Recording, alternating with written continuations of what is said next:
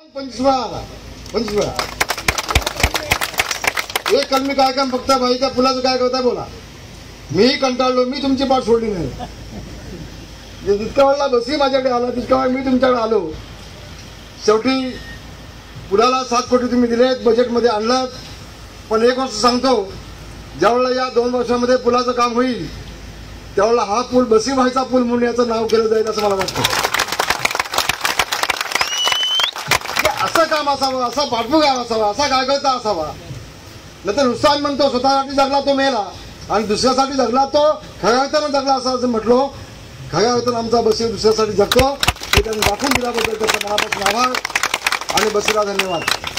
दादा, आंबा काजू बोर्डामध्ये देखील मी आपल्याला विनंती केली आणि आमचा भगवान घाडगे आणि आमचा विजय जाधव या दोघांना आंबा काजू बोर्डावरती आपण घेतलीत.